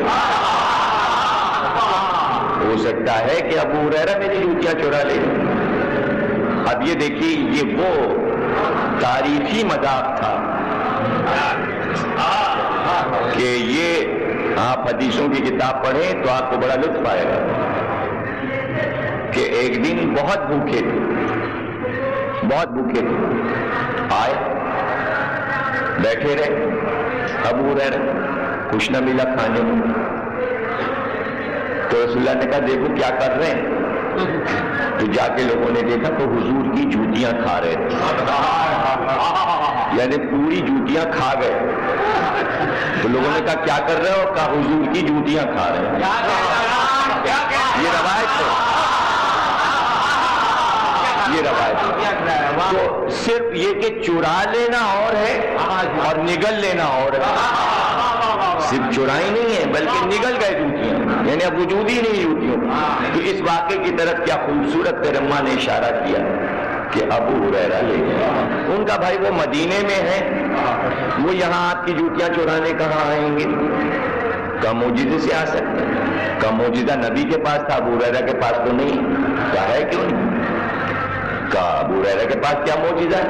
کہا ایسے ہی کہ 7 ہجری میں تو آئے اور باتیں حضور کے ولادت تک کی کہتے ہیں قال رسول اللہ، میں نے رسول اللہ سے سنا، تو معجزے سے مکے بھی پہنچے ہوئے تھے۔ ہمیں معجزے سے ساری حدیثوں کا پتہ ہے، جو نہیں آنکھ سے دیکھا وہ بھی سنا رہے، دیکھیں پوری تاریخ حدیث کو ملیانیٹ کر دیا تیرے ماں نے۔ ابھی دربار کا دروازہ ہے، دربار طے کریں گے تو کیا ہوگا؟ تاریخ بناتے ہوئے، ولایت علی کی تاریخ بناتا ہوا علی والا یوں چل رہا ہے۔ چلے قریب آ گئے اور آ کے بیچوں بیچ میں دربار کے کھڑے ہوئے، رک گئے۔ انہوں نے کہا بھئی پوچھو جا کے کہ یہ آیا ہے تو خط علی کا لایا ہے، جو اطلاع دی تھی اس نے، تو خط کہاں ہے؟ کہا خط تو میرے پاس ہے، خط میرے پاس ہے، لیکن ہم یہاں رکے ہوئے ہیں، اب خط تم لے لو، ہم اب یہاں سے بڑھیں گے، ہم جہاں رک گئے ہم وہاں رک گئے۔ کہا ہمارے پاس تو ترکیب نہیں ہے کہ تم آنا نہیں چاہ رہے ہو تو اب خط ہمیں کیسے ملے گا؟ کہا یہ تو تم جانو، خط ہم لائے ہیں، تمہیں اگر علی کا خط چاہیے، دیکھیں سسپینس کتنا بڑھا رہے ہیں، کیا معلوم کیا لکھا ہے، یہ تو بعد میں معلوم ہوگا، خط ملے گا کب؟ آپ دیکھیے کہ علی کے خط کی اہمیت کی جو تمہید کی ہے علی والے نے، اس کی کیا مثال دی جا سکتی ہے؟ کہ بھائی خط ہمیں کیسے ملے گا؟ کہ یہ تو تم ہی سوچو اور تم جانو، اگر تمہیں چاہیے تو ترکیب تم کرو۔ ماں نے کہا ایسا کرو کہ یہ میں غلام کو بھیجے دیتا ہوں اپنے، اس کو دے دو، یہ تم سے خط لے کے مجھے دے دے۔ کہا میں غلام کو کیسے دے دوں خط؟ علی کا خط، علی کا خط میں غلام کو کیسے دے دوں؟ اس لیے کہ تم نے علی کے مال پہ قبضہ کیا، اس حرام مال سے غلام خریدا، تو یہ غلام جو ہے خرید مال حرام ہے، چونکہ خرید مال حرام ہے اس لیے نجس ہے، اور نجس کے ہاتھ میں میں علی کا خط دے دوں، یہ علی کا خط ہے اس لیے میں غلام کو، یہ حرام ہے، اس کے حرام کے ہاتھ میں نہیں دوں گا علی کا خط۔ غلام بھی واپس گیا۔ کہا اچھا پھر ہمارے وزیر کو دے دو خط، ہمارے وزیر کو خط دے دو، وہ ہم کو لے کے دے دے۔ کہ دیکھو جب بادشاہ کسی ملک میں ظلم و جور ہوتا ہے تو وزیر پہلے چور ہوتا ہے، اب چور کے ہاتھ میں تو ہم علی کا خط دیں، وزیر چور ہے تمہارا، اس لیے چور کے ہاتھ میں ہم خط دیں گے۔ کہ اچھا میں اپنے بیٹے یزید کو بھیجتا ہوں، اس کو دے دینا خط، یہ مجھے لا کے دے دے گا۔ کہ عجیب بات نہیں، جب شیطان سے خوش نہیں تو شیطان کے بچے سے میں کیسے خوش؟ شیطان کے بچے کے ہاتھ میں میں علی کا خط کیسے دے سکتا ہوں؟ کہا پھر اب تم خط بھی لے کے آئے ہو اور ہم تک خط پہنچ بھی نہیں رہا، خط کیسے پہنچے؟ کہا تم تو بیٹھے ہو حکومت کرنے، اسی عقل پہ علی کا مقابلہ کرنے آئے ہو کہ خط ہم سے نہیں لے سکتے۔ ارے ہم سے خط نہیں لے سکتے تو علی سے کیا لے لو گے؟ کیا لے لو گے؟ حکومت لے لو گے، زمین لے لو گے، کیا چھین لو گے علی سے؟ ہم سے خط تو تم علی کا لے نہیں سکتے، کاغذ کا پرزہ نہیں لے سکتے۔ آئیے مولانا تشریف اچھا بات،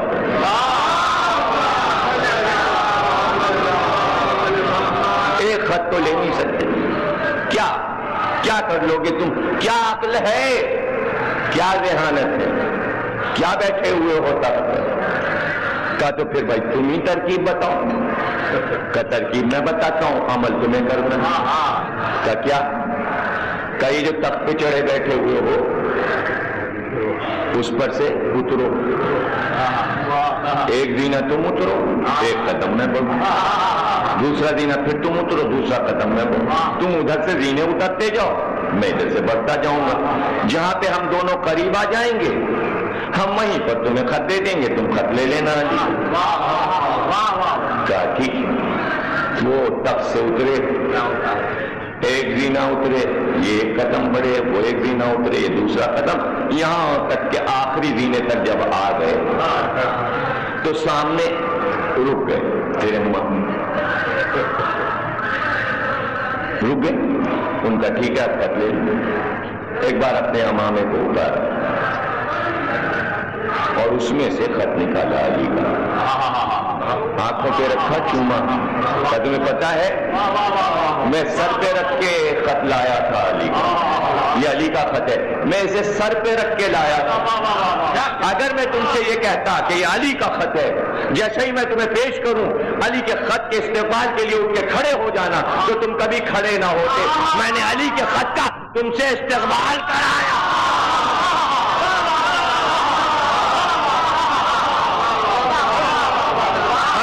کر علی کا خط لیا، دیکھا یوں علی والا علی کا احترام کرواتا ہے۔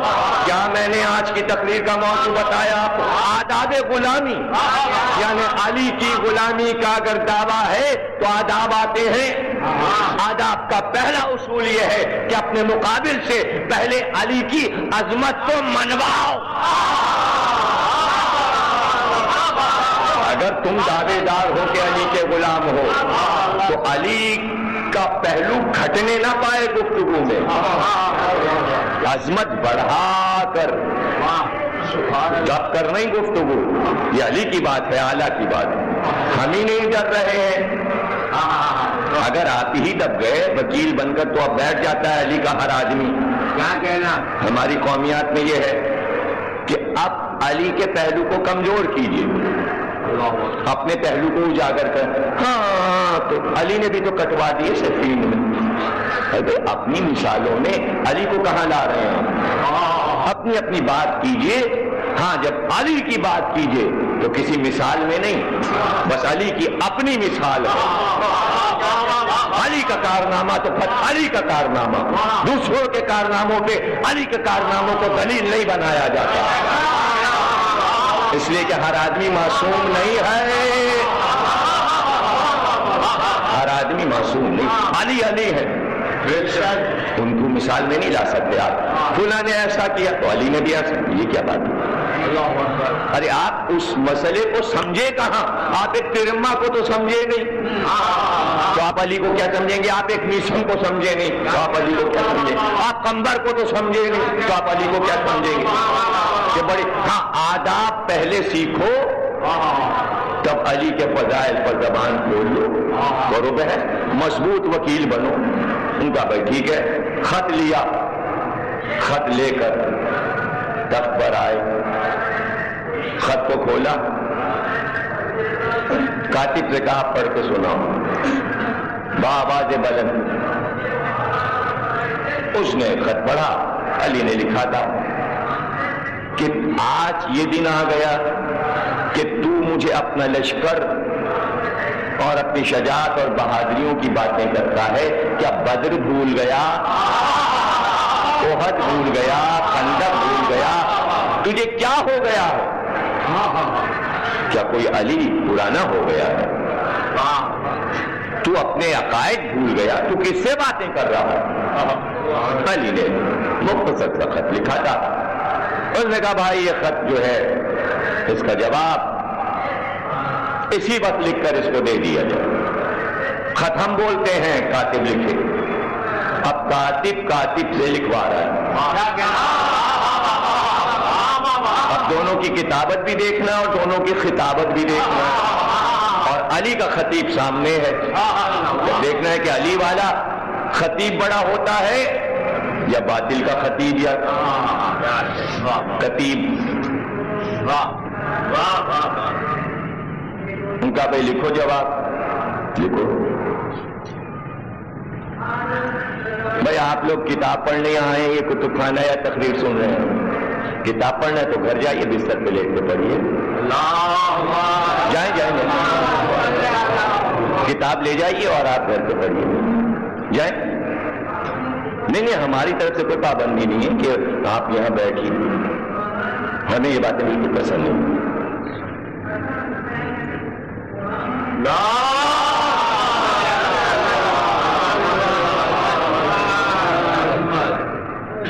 کتابیں گھر میں پڑھی جاتی ہیں، یہ آداب کے خلاف ہے بات۔ یعنی آپ یہاں مجمع کو دکھا رہے ہیں یا ہمیں دکھا رہے ہیں کہ آپ بڑے پڑھاکو ہیں، بڑے پڑھاکو ہیں نا؟ صلوات پڑھیے۔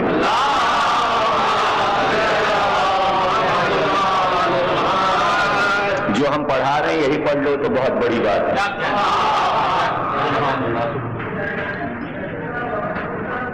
لکھو کہ یا علی، ہمارا لشکر جب صفین کے میدان میں آئے گا تو تمہارا لشکر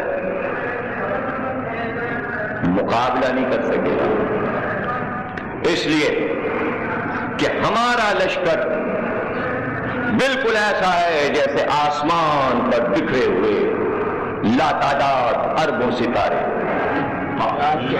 اتنا ہے ہمارا لشکر کہ جیسے رات کو آسمان پر ستارے نکلتے ہیں. کاتب نے لکھا، ادھر اس نے لکھا اور ادھر فرمان قیقال. اب ایک بلند قامت آدمی ہنسا تو پورا دربار قہقہے سے گونج گیا. جب قہقہ ختم ہوا تو انہوں نے کہا بھائی قہقہ کیوں لگایا؟ کہا تیرے جملے پہ ہنسا. تیرے جملے پہ ہنسا. کہا اس میں ہنسنے کی کیا بات تھی؟ میں نے اپنے لشکر کی تشبیہ دی ستاروں سے. کہاں تو نے ستاروں سے تشبیہ دی؟ صفین کے میدان میں تیرا لشکر ستاروں کی مانند نظر آئے گا. تو تجھے نہیں پتا کہ قرآن نے علی کو کیا کہا ہے؟ قرآن نے علی کو کہا ہے والشمس وضحاها والقمر اذا تلاها. جب ذات علی صفین کے میدان میں چاند بن کر طلوع کرے گی تو دنیا جانتی ہے کہ جب چاند کامل ہوتا ہے تو ستارے چھپ جاتے ہیں. تو تیرا لشکر کہاں نظر آئے گا؟ جب ذات علی مثل چاند طلوع کرے گی. اب یہ جملہ کاٹ دو، یہ جملہ کاٹ دو. ہم دوسرا جملہ لکھواتے ہیں. وہ لکھو لکھو.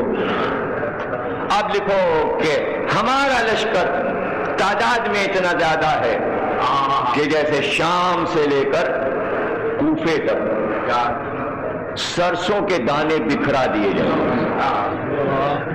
بس راستے پر سرسوں ہی سرسوں بکھری ہو، سرسوں کے دانے بکھرے ہوں شام سے لے کر کوفے تک. اس سے زیادہ زوردار کہتا ہے. کیوں سے اتنی اچھی ہم نے تشبیہ دی؟ کہاں بہت اچھی تشبیہ دی. تمہارا لشکر سرسوں کے دانے، تو علی نے ایک مرغ اصیل بھی پال رکھا ہے. علی نے ایک مرغ اصیل پال رکھا ہے، اس کا نام ہے مالک اشتر. وہ سرسوں کے دانے چن چن کے کھاتا ہے.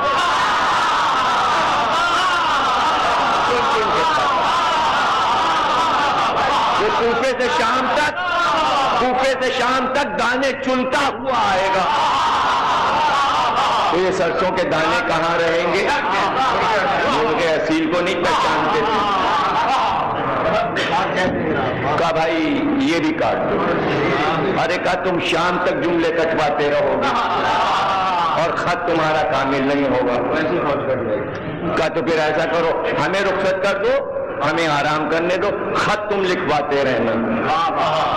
اور جب خط لکھوا لینا تو بھجوا دینا، ہم علی کو پہنچا دیں گے، لیکن تم خط لکھ نہیں پاؤ گے. اچھا اگر تم رخصت ہو ہی رہے تو اب اتنی دور سے آئے ہو تو کہیں جا کے یہ نہ کہہ دینا کہ میں بہت کنجوس ہوں، بخیل ہوں، میں بہت سخی ہوں. کہاں ہمیں معلوم ہے کتنے سخی ہو، ہمیں معلوم ہے تم کتنے سخی ہو. اچھا سخاوت دکھاؤ. وزیر خزانہ کو اشارہ کیا کر کشتیوں میں، اشرفیوں میں جو تھیلیاں بھری ہوئی رکھی ہیں وہ سب لے آؤ، کشتی میں سجا کے انہیں پیش کرو. کشتیاں آئیں، اس میں سکے بھرے ہوئے تھے تھیلی میں اور وہ انہیں پیش کیے. انہوں نے اب ظاہر ہے کہ طویل القامت آدمی کی قبا کتنی لمبی ہوگی اور اس قبا کے جیب کتنے لمبے ہوں گے. انہوں نے ساری تھیلیاں اٹھا کے دونوں طرف کے قبا کی جیبوں میں بھر لیا اور چلے. نہ سلام نہ لیک چلے. تو انہوں نے پکار کے کہا بھائی عجیب آداب نہیں آتے تمہیں، اخلاقیات. کیا اخلاقیات اور کیا آداب؟ کہ اتنی اشرفیوں کی تھیلیاں تمہیں دے دی، وہاں جا کے تو علی کو بتاؤ گے، لیکن کم از کم شکریہ تو ادا کرتے. ہرے دربار میں ہمارا شکریہ. دیکھیں بعض لوگ شکریہ کے خواہش مند ہوتے ہیں کہ ہمارا شکریہ، یعنی بعض کام اس لیے ہوتے ہیں کہ ان کا شکریہ ادا ہو. تو ایک علی والے کا شکریہ چاہ رہے تھے. اس نے کہا بھائی شکریہ کس بات کا؟ کس بات کا شکریہ؟ کہ تمہیں اتنی دولت دی؟ کہ دولت تمہارے باپ کی ہے کیا؟ کہ تمہارے باپ کی دولت ہے کیا؟ ابو سفیان رکھا گیا تھا یہ دولت؟ ارے یہ علی کی دولت ہے جس پہ تم قبضہ کیے بیٹھے ہو. شکریہ میں کوفے میں جا کے علی کا ادا کروں. تمہارا شکریہ کیوں ادا کروں؟ ایک خط علی کو بھجوانا تھا تو ایسے آدمی کا انتخاب کیا. جملہ وہی ہے کہ فلم میں آپ مالک اشتر کو معاویہ کے دربار میں دکھا رہے ہیں. مالک کو نہیں بھیجا علی نے معاویہ کے پاس، اس لیے کہ علی کو معلوم تھا کہ اگر مالک اشتر کو بھیج دیا تو جس وقت معاویہ نہیں اٹھا تھا خط لینے تو مالک دربار میں تلوار نکال کر ایک ایک کا صفایا کر دیتے. علی یہ چاہتے تھے کہ وہاں زبان کی لڑائی ہو.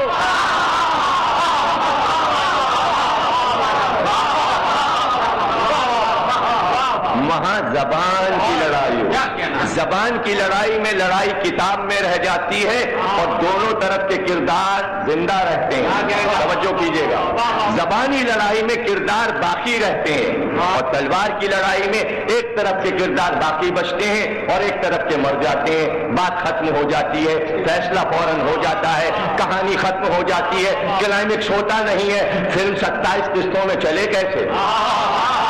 علی کو ولایت علی کی فلم قیامت تک چلانا تھی تو کہیں میشم جائیں اور زبانی بات ہو، کہیں تیرما جائیں، کہیں کمیل جائیں، کہیں عمار جائیں اور کہیں مالک آئیں. تو علی جانتے ہیں کہ کس طرح اس فطرتی معجزات کی کہانی کو کائنات میں پھیلا دینا ہے. اب چاہے فلم بنا لو یا کتاب لکھ لو یا تقریر کر لو، علی بتا گئے راہ. یہاں تیرما جائیں گے، مالک نہیں جائیں گے. کیوں؟ اس لیے کہ علی پورے انبیاء کی تاریخ دیکھے ہوئے اور علی نے جیسا شیطان کو سمجھا، آدم سے لے کر عیسیٰ تک کوئی نبی مزاج شیطان نہیں سمجھ پایا، صرف علی. حضور سمجھے لیکن اقدام علی نے کیا. شیطان کے مزاج کو سمجھنا آسان نہیں. توجہ کیجیے گا، دیکھیں شیطان کا مزاج کیا ہے. شیطان کا مزاج یہ ہے کہ اللہ نے آبادی شروع کی، آبادی ہوئی، شہر بسا، ملک بسا، تہذیب، تمدن، ایجادیں ہوئی، لوگوں نے گھر بنائے، آرام سے لوگ رہنے لگے. شیطان کو یہ پسند نہیں. وہ آیا کہیں کچھ وہاں پھونک دیا، کچھ وہاں پھونک دیا، کچھ وہاں پھونک دیا. اچھے بھلے نبی کا ملک اور سب نکل آئے اور نبی کے خلاف پتھر بازی شروع، ایک ہنگامہ. شیطان بغیر ہنگامے کے نہیں بیٹھتا. یعنی کسی شہر کسی ملک کو پرامن نہیں چاہتا. اچھا کیوں نہیں چاہتا؟ اس لیے کہ اسے معلوم ہے کہ جب ہنگامہ ہوگا تو اس کا انجام یہ ہوگا کہ یا تو صفائے ہستی سے سب مٹ جائے گا اور میں مٹوا دوں گا. جب میں مٹوا دوں گا، جملہ ایک ہی ہے، محاورہ ہے لیکن حقیقت ہے اور قرآنی جملہ ہے اور تاریخی جملہ ہے. یعنی اللہ خود بنائے اور خود ہی پانی پھیر دے. دیکھیں شیطان اللہ کو عاجز کرنا چاہ رہا ہے. دیکھیں اسی جملے میں سب کچھ ہے پانی پھرنے میں. 10,000 برس کا جمع جمایا انسانیت کا پورا میلہ ٹھیلا اللہ نے سجائی تھی. دنیا خود ہی تو سجائی تھی دیکھنے کے لیے اپنے بندوں کو. ایک نوح کو جو بھیجا تو ایک ہنگامہ کرا دیا شیطان نے، بت پرستیاں شروع ہو گئی. اب نوح پریشان.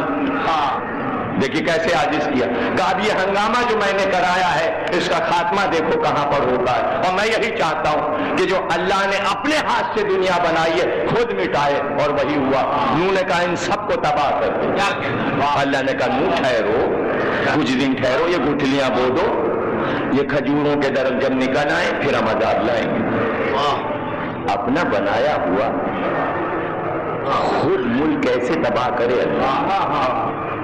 ابھی اگر مٹانا تھا تو بنایا کیوں؟ وہ تو چاہتا ہے کہ انسان زندہ رہے.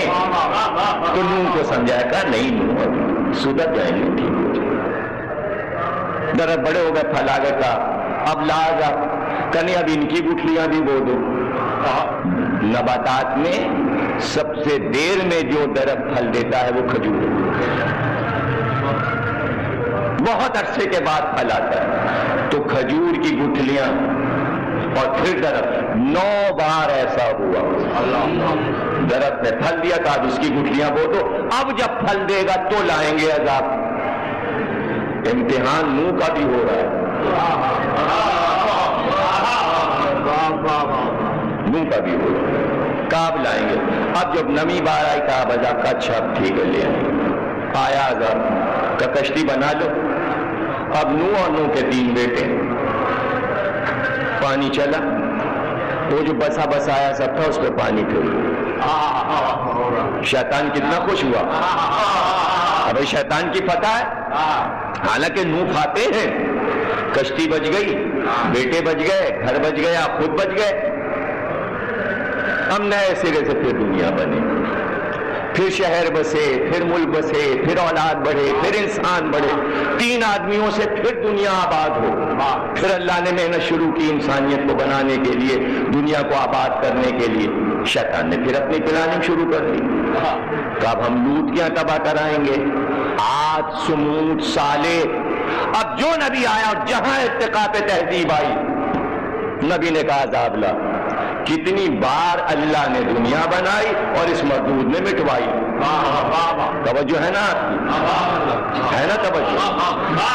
کنعان ڈوبا، پوری قوم ڈوبی، نوح بچ گئے، بیٹے بچ گئے، سفینہ بچ گئی۔ آ گئے ہمارے نبی، شیطان کے پاس وہی پرانی پلاننگ تھی، تو اب ہمارے سارے انبیاء شیطان کے مزاج کو نہیں سمجھے تھے، اس لیے کہ ان کی لو اللہ سے تھی، وہ مزاج اللہ جانتے تھے، لیکن دشمن کے مزاج کو کوئی نبی نہیں سمجھا تھا۔ ہمارے نبی نے اپنے والوں کا مزاج بھی سمجھا اور دشمن کا مزاج، اور علی کی سب سے بڑی زندگی کا کارنامہ یہ ہے کہ صرف اپنے والوں کا مزاج نہیں، ایک ایک دشمن کا مزاج سمجھا، ایک ایک دشمن کا مزاج سمجھا۔ اس لیے ہمارے یہاں حدیث ہے، علی نے نہج البلاغہ میں کہا، کیا پیاری بات کہی، جتنا ہم کو سمجھ رہے ہو، جتنی معرفت ہماری رکھتے ہو، اتنی ہی معرفت ہمارے دشمن کی بھی حاصل کرو، ورنہ محبت کا حق ادا نہیں کر سکتے۔ یہ تو سب دعویٰ کر دیتے ہیں ہم علی سے محبت کرتے ہیں، یہ بتاؤ علی کے دشمن سے نفرت کتنی کرتے ہو؟ یہ تھا بھی تو بتا دو، جس کی دعوت علی دے کر گئے ہیں۔ اس لیے کہ جب تک ایسا نہیں کرو گے شیطان کو کیسے سمجھو گے؟ اللہ نے اپنا نام بعد میں رکھا، بسم اللہ الرحمن الرحیم بعد میں کہو، اس سے بیداری کا اعلان پہلے کرو، لا پہلے کہو، الا بعد میں، انکار پہلے، اقرار بعد میں۔ یہ ہے سطح محبت علی۔ جب تک دل پاک اور صاف نہ ہوگا ولایت علی دل میں آئے گی کہ حضور آئے تو شیطان اپنی پرانی پلاننگ کے مطابق چلا، اور وہی مکے والے پتھر مار رہے ہیں، اوجڑی پھینک رہے، خوش ہو رہا ہے کہ ابھی یہ نبی کہے گا عذاب لا، میں اکیلا اور یہ سب مجھے مار رہے ہیں، کوئی لا الہ کہنے کو تیار نہیں، عذاب لا، پورے مکے کو تباہ کر دے، پورے عرب کو تباہ کر دے، تبوک کو تباہ کر دے، طائف کو تباہ کر دے، سب کو غرق کر دے، طوفان لا، عذاب لا، پتھر لا، مگر واہ ہمارا نبی وہ اللہ کو تو سمجھے ہے، وہ اس کو سمجھ رہا ہے۔ اب تیرا پلان نہیں چلے گا، سجی سجائی اللہ کی دنیا تباہ نہیں ہوگی۔ ارے سب کافر ہیں، جیسے نوح نے تباہ کروا دیا، جیسے یونس نے تباہ کرا دیا، جیسے صالح نے، جیسے لوط نے، آپ بھی تباہ کرا دیجئے، کا مزہ کہاں رہے گا؟ ایک جملہ اور تقریر ختم ہو گئی، اور اسی جملے پہ آپ پوری ہماری تقریر کو سمجھ کے کل کی جب ہم بدر کی تقریر کریں گے تو آپ کو بہت ہی آسانی سے ہمارا موضوع سمجھ میں آ جائے گا، میں اس پہ غور کیجئے گا۔ مزہ کہاں آئے گا؟ یہ لفظ مزہ جو میں بار بار استعمال کرتا ہوں اس کے معنی بھی آج بیان کر رہا ہوں۔ کیا مشکل تھا نبی کہتے عذاب لا، ارے وہی تو نبی کے ساتھ ہو رہا ہے جو نوح کے ساتھ ہوا۔ وہاں بھی پتھر مارے جاتے تھے، یہاں بھی پتھر مارے جاتے، وہاں بھی زخمی یہاں بھی زخمی، اور کوئی آپ کے ساتھ نہیں ہے، آپ اکیلے ہیں، ایک بچہ ساتھ ہے، عذاب آ جائے عذاب کا نہیں، اس کو خوش نہیں ہونے دوں گا۔ اگر میں عذاب کی دعا کر دوں تو عذاب تو ابھی آ جائے گا اور دنیا فنا ہو جائے گی، میں کشتی میں بیٹھوں گا اور نکل جاؤں گا، جہاں بھی کشتی لے جاؤ، کسی جودی پہ بھی کشتی ٹھہر جائے گی، سفینہ رک جائے گا، میں بچ جاؤں گا، میری اولاد بچ جائے گی، اور یہ سب تباہ ہو جائیں گے، مزہ کیا رہے گا؟ دیکھیں ایک جملہ ہے اور کتنا قیمتی جملہ ہے۔ ارے نوح سے پوچھئے، نوح سے پوچھئے، لاکھوں غرق ہو گئے، خود کشتی میں بیٹھے اور جودی نکل گئے، کوہ جودی پہ جا کے پناہ لی، وہ تو غرق ہو گئے، بچے رہ گئے، سام حام اور یافس، خاندان والے اور خود، اور جا کے سکون سے ایک جگہ آبادی کی۔ نوح سے پوچھئے مزہ آیا؟ مزہ آیا؟ تو نوح کہیں گے ہم پہلے سمجھ رہے تھے کہ مزہ آیا، مزہ نہیں آیا۔ حضرت نوح کیوں مزہ نہیں آیا؟ کہا اب پھر سے آبادی ہو رہی ہے، جن کم وقتوں کی وجہ سے سب کچھ ہوا اب وہ ہماری خوشیاں دیکھنے کو رہے ہی نہیں، مزہ خراب ہو گیا۔ بہت مشکل تقریر ہے لیکن میں سمجھاؤں گا تاکہ کل کی تقریر آسان ہو جائے۔ ارے سفینہ پانی پہ چلا، سفینہ پانی پہ چلا، پہلی کشتی بنی تھی، غرق ہونے والوں نے کشتی کی شان نہیں دیکھی کہ کشتی کہاں کہاں چلی، کشتی کہاں کہاں گئی، کب بھنور میں آئی اور نکلی، کب لہروں سے بچی، کب طوفانوں سے بچی، کب سیلاب سے بچی، اور ہوتی ہوئی کتنے راستوں سے منزل تک پہنچی۔ کاش دیکھتے تو جلتے، تو جلنے والے تو رہے نہیں، یعنی تولا تو ہے، سفینہ تو ہے، تبرہ مارا گیا۔ بہت مزیدار بات ہے یہاں پر، اور یہیں پہ تقریر ختم ہو رہی ہے اسی مزے کے ساتھ کہ مزہ کھو دیا نوح نے، تبرہ مارا گیا، تبلا ہے، تبلے کا مزہ جب ہے کہ تبرہ دیکھے اور تبلا ہوتا رہے۔ ارے ولایت علی رہ جاتی اور دشمن کا نام و نشان نہ ہوتا تو ہمیں مزہ کیا آتا؟ ارے علی والے بیٹھے رہے، چلنے والے رہے، تبھی تو مزہ ہے۔ ارے ایران میں جا کے مجلس کی تو کیا کیا، وہاں گئے بھائی محرم میں جائیں گے وہاں عشرہ کرایا کریں گے۔ ارے یہ 32 دانتوں میں زبان ہو، 32 دانتوں میں زبان ہو اور پھر زبان کہتی رہے یا علی یا علی، اور دانتوں کے بیچ میں نہ آئے، زندہ رہے اور سلامت رہے۔ یہ ہے زبان کی زبادانی کہ علی علی کہنے نہ چھوڑے اور دشمنوں سے زبان گھری رہے۔ یہی تو میثم نے بتایا، تو رسول نے یہی بتایا۔ اب دیجئے مزہ، کشتی ہم بھی بنائیں گے، سفینہ ہم بھی بنائیں گے۔ اگر ہم نے یہ بد دعا کر دی کہ سب غرق ہو جائیں اور کشتی رہ جائے تو کشتی جب چلے گی، جہاں جہاں سے گزرے گی، جلنے والے تو دیکھیں گے نہیں۔ اس لیے شیطان یہ کیوں چاہتا تھا یہ سب غرق ہو جائیں، ہر نبی کی امت غرق ہو جائے؟ یہیں پر مزہ ہے، یہیں پر ہمارا بھی مزہ ہے، یہیں پر ہمارا بھی مزہ ہے۔ اور وہ مزہ کیا ہے؟ سب غرق ہو جائیں۔ شیطان یہ چاہتا تھا جن کو میں نے اپنایا ہے وہ جلدی سے مر جائیں اور فنا ہو جائیں، تاکہ نبی کی کامیابی دیکھ کر وہ مجھ سے یہ نہ کہیں کیسا استاد ہے تو، وہ جیت گئے۔ اور اپنی شکست اپنے والوں سے سنوں تو یہ مری جائیں تو اچھا ہے، تاکہ میں ہیرو تو رہوں، میں ہیرو تو رہوں۔ 50 لاکھ کا مجمع مجھے سننے لگے، مزہ خراب، سب میرے ہو گئے، چلنے والا کون تھا؟ 10 آدمی بیٹھے ہو اور تقریر ہو اور 50 لاکھ چل رہے ہو، یہ ہے مزہ، یہ ہے ہمارا مزہ، اس مزے میں ہم تقریر کرتے ہیں، تب ہمیں زیادہ مزہ آتا ہے۔ یہ امام باڑا بھی ہمارا، اور وہ بھی ہو، اور وہ بھی ہو، اور وہاں بھی قبضہ، اور یہ اشرا بھی، اور وہ اشرا بھی، اور کوٹی بھی، اور پیسہ بھی، اور دولت بھی، اور سب ہمارے، اور ٹیسٹی بھی دو، اور یہ بھی، اور سب ہمارے، تو جلے گا کون؟ ہم جلائیں گے کسے؟ سب کو خوش رکھے؟ یہ ہو نہیں سکتا، مزہ خراب ہو جائے گا۔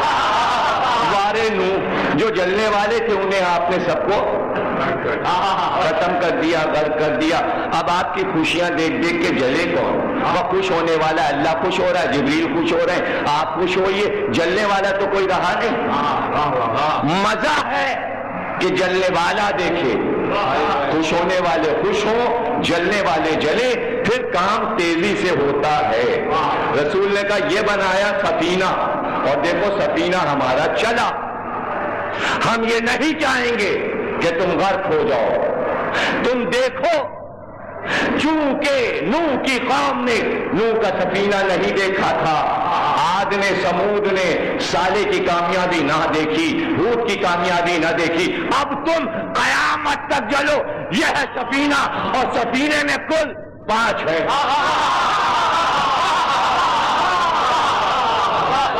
سفینہ تطہیر کی چادر کا ہے۔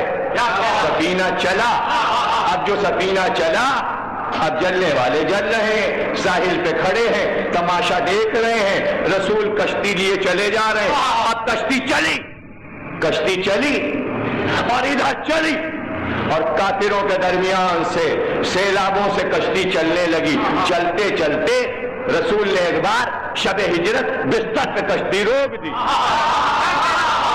دیکھ رہے یہ کشتی ہے، اور گھوم رہے، کشتی کے گرد گھوم رہے، اور کشتی بستر پہ آرام کر رہی۔ ابھی چاہا تھا کہ کشتی کو توڑے، کشتی پھر چلی، اور تیز مکے سے مدینے نکل گئی۔ کشتی چلی، اور ادھر مکے سے مدینہ نکل گئی۔ اب کچھ ادھر رہ گئے، کچھ ادھر رہ گئے، کشتی کو کیسے توڑے، کشتی کو کیسے پھوڑے؟ نبی کشتی لے کے بدر میں آ گئے۔ کشتی بدر کے ٹاپو میں آئی، جزیرہ تھا، چاروں طرف چھت تھے، بیچ میں کشتی تھی، سب کشتی کو توڑنا چاہ رہے تھے، چل رہے تھے، کشتی چل رہی تھی، کبھی اس پہ گئی کشتی، کبھی اس پہ گئی کشتی، کبھی ادھر گئی، لیکن کشتی کو نہ پا سکے، کشتی پھر گھر واپس آ گئی۔ اب کشتی کو رسول اللہ نے عروس خانہ بنایا، پھولوں سے سجایا، کشتی سجی، اس میں بیلیں لگی، اس میں پھول لگے، اس میں قمقمے لگے۔ اب اس کشتی میں رسول نے دولہا کے ساتھ دلہن کو بٹھا دیا، 2 ہجری آ گئی۔ سمجھ میں نہیں آ رہا ہے کچھ لوگوں کے، اب ہم کیا کریں؟ کشتی پھر چلی، اب جو چلی دولہا اور دلہن، اور احد کا میدان، اب لہو کی لہریں، اور کشتی چل رہی ہے، جلنے والے جل رہے، اب کشتی والے اس کو مارے، اس کو مارے، کشتی میں ہے، خود بچے ہوئے، جلنے والے جل رہے، ہمارے مر رہے، کشتی بچی ہوئی ہے، کشتی پھر گھر واپس آ گئی۔ اب انہوں نے کیا کہا؟ اب کی تو کشتی کو غرق کر دیں گے، اب ڈبو دیں گے۔ نبی نے کہا آ جاؤ، میدان بڑا تلاش کرو، اونچے پہ چڑھ جانا، قلعے پہ چڑھ جانا، فصیل پہ چڑھ جانا، کشتی آئے گی۔ اب جو کشتی لائے تو کشتی پر ایک علم لگا کے لائے، بادبان۔ اب پھر سفینہ آیا، چلو، اب علم دیکھ دیکھ کے چل رہے ہیں، کشتی بادبان پہ چل رہی ہے۔ نبی خیبر میں لے کے کشتی آ گئے، اس پہ بادبان علم کا لگا ہوا، اور فرائرہ جو ہے وہ ہوا میں لہرا رہا ہے، اس لیے کہ علم نصب ہے کشتی میں، اور کشتی چل رہی ہے، دیکھنے والے جل رہے ہیں۔ کاش یہ علم ہمیں مل جائے، کاش یہ علم ہمیں مل جائے۔ اب کشتی تک جاتے ہیں، واپس آتے ہیں، کشتی تک جاتے ہیں، واپس آتے ہیں، کشتی چل رہی ہے، کشتی پھر واپس آ گئی، چلنے والے زندہ، مرنے والے مر گئے، چلانے والوں کو زندہ رکھا جا رہا ہے، کافروں کو مارا جا رہا ہے، لیکن جلنے والے زندہ۔ کشتی دیکھ کر جلو۔ اب کشتی میں اور افراد بڑھ گئے، 2 بچے بھی آ گئے کشتی میں۔ اب جو خندق آئی تو کشتی میں سبھی ہے، اب خاندان کامل ہو گیا، جلنے والوں نے چاروں طرف سے گھیرا، کشتی پھر نکل گئی لہروں سے، کہاں کہاں سے ہوتی ہوئی کشتی پہنچی، حنین تک آئی، حنین تک آئی۔ اب کشتی کو لے کر نبی نے کہا کہ اب ایسی منزل پر کشتی دکھاؤ کہ سب آئیں، کوئی بچے نہ، کوئی بچے نہ۔ جو کشتی فاتح تھی ہجرت سے لے کر حنین تک، تو اس کشتی کو دکھانے کے لیے غدیر کے میدان میں کہا لاکھوں آئے۔ جب لاکھوں آ گئے تو سب کو جلانے کے لیے نبی نے اس کشتی کو کاندھوں پہ اٹھایا۔